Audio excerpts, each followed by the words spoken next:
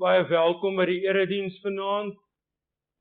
Dis 'n besondere dag wat ons herdenk en mag ons ook elkeen vanaand diep onder die indruk daarvan wees dat God op 'n besondere manier met ons besig is hier.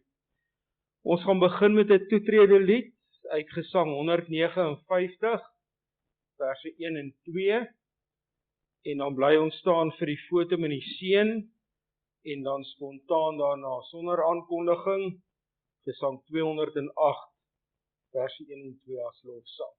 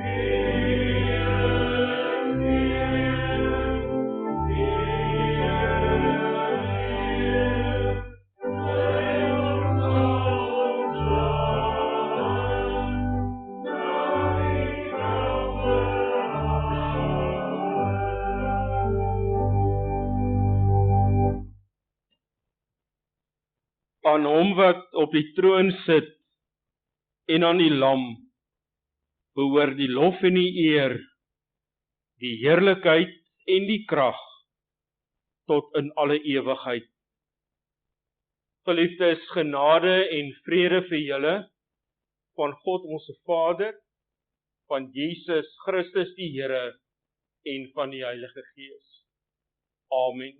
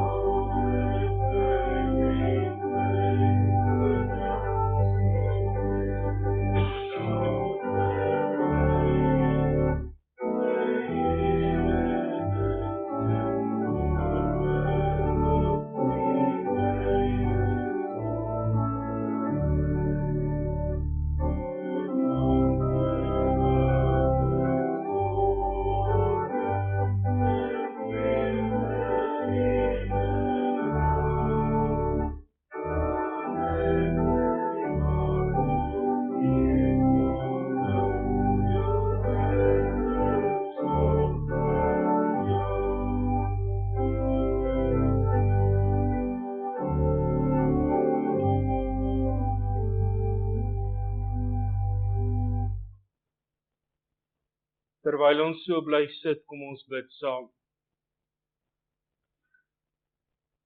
Almagtige God, enigste Here, ons prys U naam wanneer ons vanaand as U gemeente, as U kinders hier byeen is. Here, dit is U genade dat ons hier kan wees. U het vir ons ook die geloof gegee dat ons hierheen gekom het vanaand met 'n verwagting. Ons kom U ontmoet hier. Ons kom hier hoor wat U deur U woord en Gees vir ons wil sê.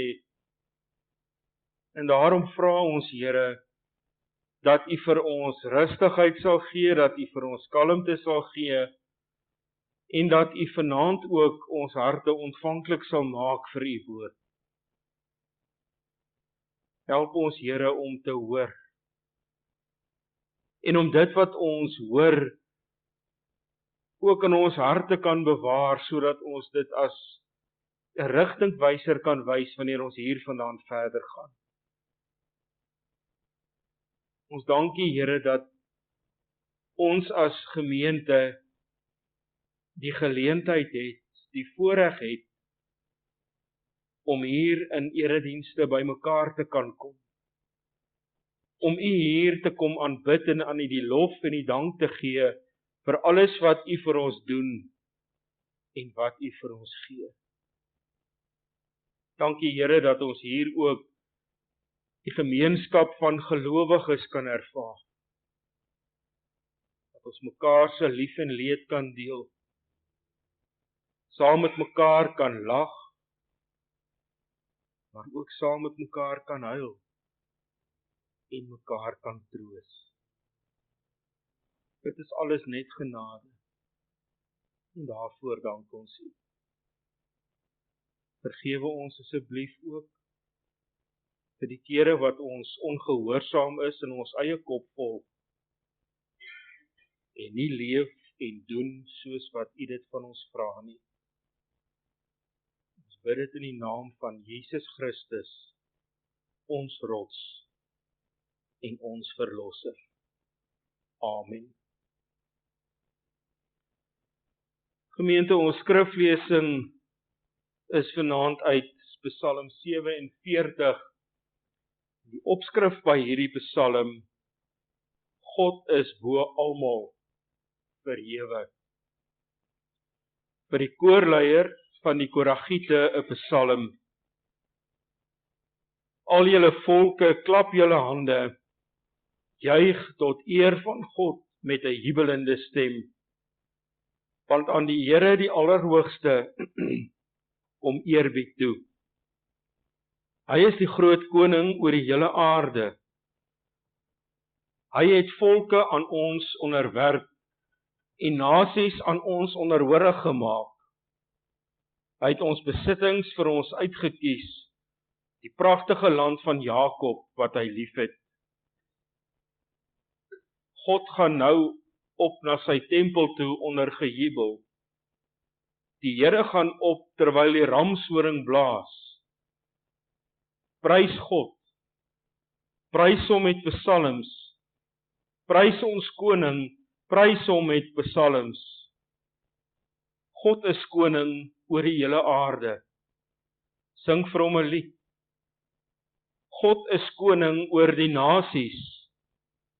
God is op sy heilige troon. Die leiers uit elke volk sal hulle verenig met die volk van God, met die volk van die God van Abraham. Die heersers van die aarde is onderworpe aan God.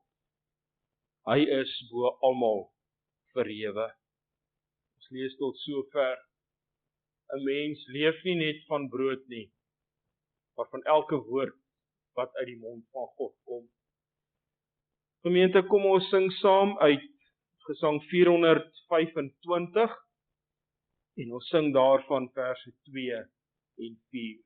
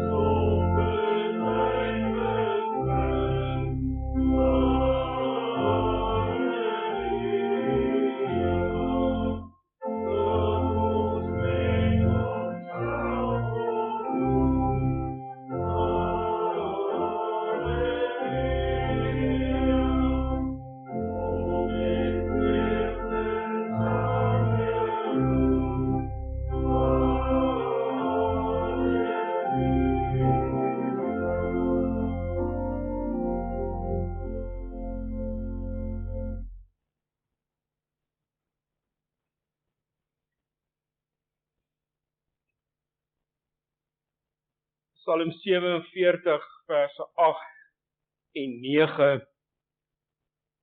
God is koning oor die hele aarde. Sing vir hom 'n lied. God is koning oor die nasies. God is op sy heilige troon. Broers en susters, wanneer 'n mens lees van Jesus se hemelvaart, dan is die prentjie wat ons vir onsself daaroor maak in terme van bo en onder. Ons lees Jesus het van die aarde af opgevaar na die hemel toe. En nou kan ons tereg vra, waar is die hemel? Is die hemel werklik daarbo? En wanneer ons in die Bybel lees van Jesus wat opgevaar het na die hemel, of van God wat bo in die hemel leef, en die mens wat onder op die aarde leef, dan moet ons dit verstaan in terme van hoe die mense van hierdie tyd die aarde vir hulle self voorgestel het. Die aarde was 'n plat vlak wat op 4 pilare gestaan het. Onder die aarde was die doderyk. En bo oor die aarde is die hemel gespan soos 'n tent se dak. En aan hierdie tentdak is die maan en die son en die sterre gehang. Agter hierdie tentdak, wat die hemel is God se woonplek. Die mens woon hier onder op die aarde. Daar is dus 'n geweldige groot afstand tussen God en mens. 'n Mens kan nie by God uitkom, van die aarde af na die hemel toe nie. Alleen met die mag en krag van God, kon Jesus na sy opstanding uit die dood, van die aarde af opvaar, na die hemel toe, en die hemel ingaan. Vandag weet ons, dit is nie hoe die aarde lyk nie. Die aarde is rond, en nie plat nie. Die aarde is in 'n wentelbaan in die hemelruim. Die aarde draai. Waar nou bo is oor 'n paar uur onder, want die aarde staan nie stil nie. Die punt is, ons dink nie vandag meer as ons oor die aarde dink, in terme van bo en onder nie. Ons weet verseker, die aarde is nie plat nie. En daar is genoeg fisiese bewyse daarvoor. Ons weet, die aarde nie stil staan, maar dat dit om die son beweeg. Die vraag is nou, as ons anders dink oor die hemel en oor die aarde, as wat die mense in Jesus se tyd daaroor gedink het, en die Bybel sê vir ons dat Jesus opgevaar het na die hemel toe, waar is Jesus dan vandag? Bykans 2000 jaar later. Voordat ons hierdie vraag antwoord, kan ons nog 'n vraag vra. Beteken Jesus se hemelvaart letterlik dat hy na 'n sekere plek toe is, waaroor ons vandag wonder, waar is daardie plek? Die hemel? Kan ons nie dalk op 'n ander manier ook dink oor die hemelvaart van Jesus, in plaas daarvan om te sê, dat Jesus na 'n spesifieke plek toe gegaan het, eerder sê, dat die hemelvaart iets is, wat Jesus se status ook verander het, of dat die hemelvaart vir elkeen van ons dalk eerder iets wil sê, van wat die rol is, wat hy nou speel, in ons lewens, nadat hy nie meer as 'n mens hier op aarde leef nie. Psalm 47 kan vir ons iets hiervan verduidelik. Alhoewel dit geskryf is lank voordat Jesus op aarde geleef het, word daar in hierdie Psalm iets oor God gesê, wat baie sterk verband hou met Jesus se rol in ons lewens, na sy hemelvaart. Hierdie Psalm is 'n lied wat gesing is tydens 'n fees by die tempel. Die verbondsark word in die tempel ingedra. En hierdie skare gelowiges wat hier buite die tempel staan en sien hoe dit gebeur, is uitbundig van vreugde. Hierdie gebeurtenis beteken dat God teenwoordig is hier in die tempel. Dit beteken vir hulle, God is by sy kinders. Hy's nie ver van hulle af weg nie. Hulle hoef nie te twyfel daaraan nie, want die bewys van sy teenwoordigheid by sy kinders lê daarin dat hulle sien, hoe word die verbondsark nou in die tempel ingedra. Hulle vier die goeie nuus, dat God hulle koning is. Hierdie koning pas sy kinders op. Hy sorg vir hulle. Hy seën hulle elke dag mildelik, bloot om in sy teenwoordigheid te kan wees, is 'n seën op sigself. God is die groot koning oor die hele aarde, sê die psalmdigter. Almal is dis sy onderdane. Hy regeer oor almal. Hy regeer selfs oor die regeerders van die aarde, oor aardse koninkryke. Uitbundig van vreugde, sing die gemeente wanneer hulle hier byeen is. God is koning oor die hele aarde. Sing vir hom 'n lied. God is koning oor die nasies. God is op sy heilige troon. Met hemelvaart word Jesus se aardse sending, oftewel sy bediening hier op aarde, afgehandel.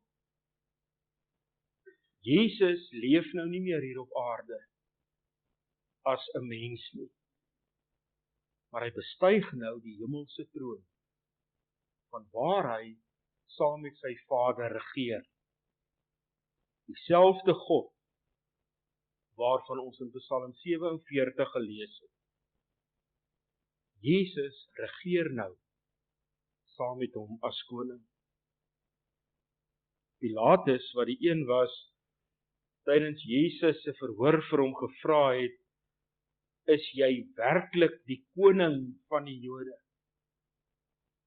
Daardie vraag antwoord Jesus, dit is soos u sê. Jesus bedoel, dat hy die een is, wat saam met God gaan regeer. Pilatus is nie daaroor bekommerd nie. Pilatus is bekommerd oor wat hierdie uitspraak van Jesus, of hierdie antwoord van Jesus, tot gevolg kan hê, wat die vrede aanbetref in Jerusalem. Want Pilatus verstaan Jesus se koningskap, as Jesus wat 'n volksopstand gaan begin. Deur te sê dat hy die koning is, stel hy homself gelyk aan die Romeinse keiser. Hy daag die gesag van die keiser uit. Daarom dat die klag wat teen Jesus gebring is, en waarvolgens hy ter dood veroordeel is, ook in die kruis aangebring is. Jesus die Nasareër, koning van die Jode. Jesus se koningskap lei tot sy veroordeling as misdadiger. Soveel so, dat hy die doodstraf daarvoor kry. En 'n skandelike marteldood sterf aan die kruis. Dit stop nie daar nie. Hy staan uit die dood uit op, en hy vaar op na die hemel. En in sy hemelvaart lê die bevestiging van wat hy vir Pilatus geantwoord het op die vraag, is jy werklik die koning van die Jode? En Jesus dan antwoord, dit is soos u sê. Na sy hemelvaart, heers hy as koning uit die hemel. Ook oor Pilatus, en ook oor die keiser van Rome. Christus se heerskappy as koning, kan baie maklik verkeerd verstaan word. As ons dink dat Jesus regeer, soos wat 'n aardse koning regeer. Vir 'n aardse koning, gaan dit oor mag, eer en aansien. In sommige gevalle, volg hierdie koning of hierdie leier se volgelinge hom blindelings, en ontaard dit later in die verering van 'n mens. Christus se koningskap is anders. Hy wil as koning sy onderdane dien. Waarvan het sy lewe getuig? Hy's nie 'n koning vir wie mag belangrik is nie. Dink maar, wat het hy vir Jakobus en Johannes geantwoord toe die twee vir hom vra, Here, as u eendag as koning heers in die hemel, kan een van ons aan u linkerkant en die ander een aan u regterkant sit? Dan antwoord Jesus hulle, dit is iets waaroor my Vader in die hemel besluit. En dit moenie by julle wees, soos wat dit by die regeerders van hierdie wêreld is nie. Want vir hulle gaan dit oor mag en gesag. In God se koninkryk werk dit anders. Daar dien jy. Daar word jy die minste en ag jy vir God en ander mense belangriker as jouself. Hoe mooi beskryf Paulus in Filippense 2 Jesus se ingesteldheid eerder op diensbaarheid as op mag. Hy wat in gestalte van God was, het sy bestaan op 'n godgelyke wyse, nie as iets beskou waaraan hy moes vashou nie. Hy het homself verneder, deur die gestalte van 'n slaaf aan te neem en aan mense gelyk te word. En toe hy as mens verskyn het, het hy homself nog verder verneder. Hy was gehoorsaam tot in die dood aan die kruis. Jesus regeer oor sy kerk en oor die wêreld. God het aan hom die naam gegee wat bo alle name is. Dit beteken dat alles aan hom onderwerp is. Hy regeer as koning, hy dien as koning. En sy diensbaarheid as koning is onbeperk. Hy dien die ganse mensdom. So het hy dit met sy hele lewe op aarde kom wys, wat dit werklik beteken om te dien. Oor die ganse mensdom dien, deur sy lewe vir hulle af te lê. Vir hulle almal wat hy liefhet. En deur sy lewe af te lê, het hy gesê dat die dood oorwin is en dat die pad na God toe vir elkeen van ons oop is. Hy het daardeur vir ons 'n plek in die hemel gegee, sonder dat ons dit kan verdien. Ons kan dit ons eie maak op grond van sy verdienste. Met Christus se hemelvaart sê hy vir ons dat hy nou regeer as koning. Hy sê ook vir ons hoe hy dien as koning. In ander woorde, sy koningskap is anders as konings en leiers wat wêreldse koninkryke regeer. Wanneer Jesus opvaar na die hemel om daar as koning te gaan regeer, dan gaan hy die kerk vooruit. Want die hemel is die plek waarheen die kerk en God se kinders op pad is. En So dien hy ons, deur ook daar vir ons te wag, daar waarheen ons op pad is, omdat ons bereid is om hom te volg. Is Jesus nou weg? Ons weet nie waar hy is nie, want hy het opgevaar na die hemel. Is die hemel nou die plek waar hy is, en nou moet ons maar 'n stryd voer hier op aarde, en op ons eie aansukkel sonder hom, in die hoop dat ons ook eendag by die hemel sal uitkom, om daar by hom te wees? Het hy nou van ons vergeet na sy hemelvaart? Het hy ons alleen gelaat na sy hemelvaart? Nee. Want hy tydens sy hemelvaart beloof dat hy aan ons 'n trooster stuur, die Heilige Gees. En is deur die Heilige Gees, broers en susters, wat hy ook aan ons die gawe gee om te kan glo dat hy nie weg is nie, maar dat hy nou as koning heers uit die hemel aan die regterhand van sy Vader. Dis immers ook wat ons bely, saam met die kerk. Ek glo in Jesus Christus, wat opgevaar het na die hemel en sit aan die regterhand van God, die almagtige Vader, van waar hy weer sal kom met heerlikheid. Ons bely dit, of ons bely dat, hy saam met sy Vader regeer, wanneer ons sê, hy sit aan die regterhand van sy Vader in die hemel. Met sy hemelvaart wys Jesus, hy heers as koning, met 'n ander doel as aardse konings. Hy wil nie sy mag rondgooi, en sy mag misbruik, om homself verryk, soos wat dit met hoeveel regerders op hierdie aarde gaan. Hy wil sy onderdane, vir my en vir jou, wil hy dien. Hoe dien hierdie koning ons? Uit die hemel uit. Waar jy skuldig voel oor jou verlede, sê hy vir jou, ek het jou vergewe,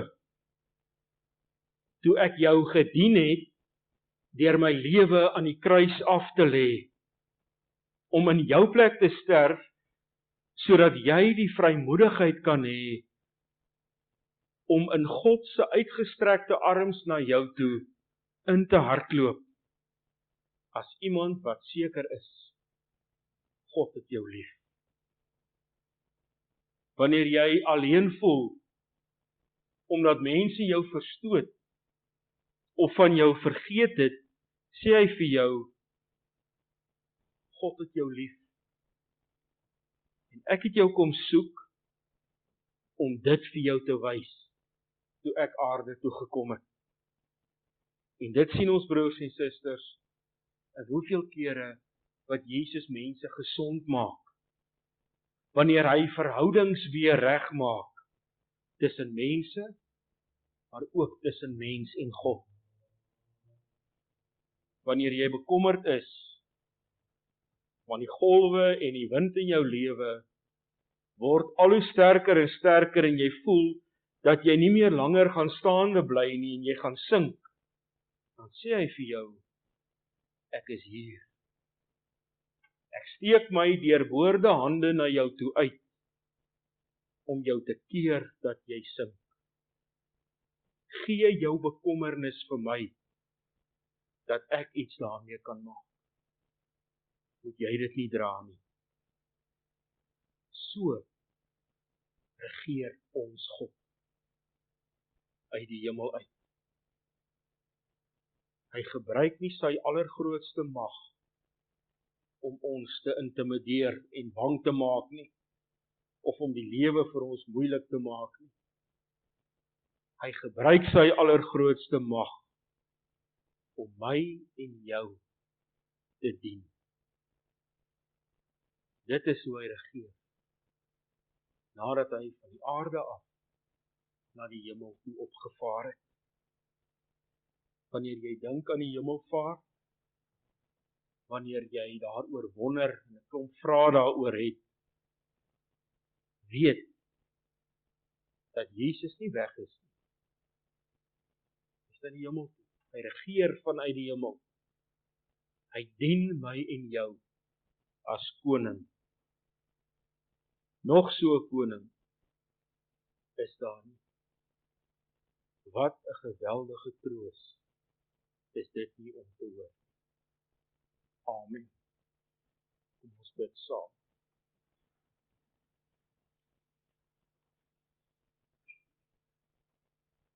Here, dankie dat U regeer. Dankie dat U regeer op so 'n totaal ander manier as wat wêreldse konings en regerders dit doen. Deur dat U ons dien. Dat U die minste word en U lewe vir ons aflê. Dat U Uself laat martel sodat ons met vrymoedigheid na God toe kan gaan. Ons besef nie aldag hoe groot U genade is. Ons besef nie aldag, Here, dat U ons dien nie. Wil U ons help, Heer, dat wanneer ons vir onsself die saak probeer uitmaak waaroor U hemelvaart gaan, dat ons sal weet, dis Jesus wat in liefde oor ons regeer as koning en ons op daardie manier dien.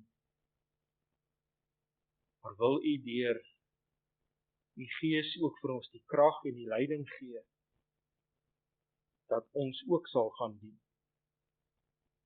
Dat ons dit sal gaan doen, Here, uit dankbaarheid vir dit wat U vir ons doen. Dat ons gaan barmhartig wees, soos wat U barmhartig is teenoor ons. Wil U U hand oor ons hou, Here, deur die nag, wil U ons veilig hou, en wil U ons môreoggend wakker maak, dat ons 'n nuwe dag in U naam kan begin. 'n Dag waarin ons weer tot U eer kan leef. Amen.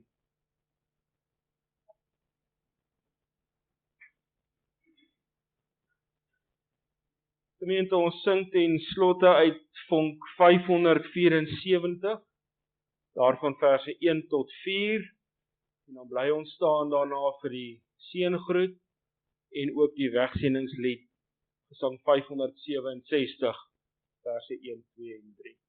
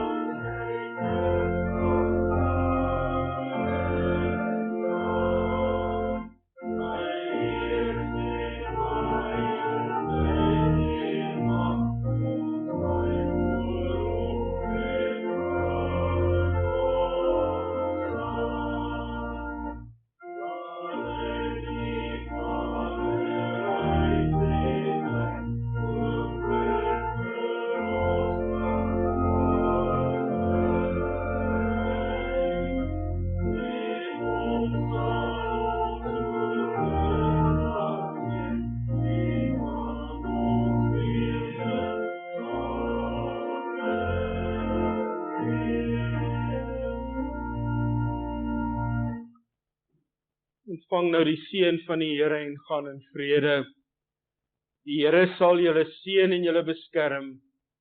Die Here sal tot julle redding verskyn en julle genadig wees.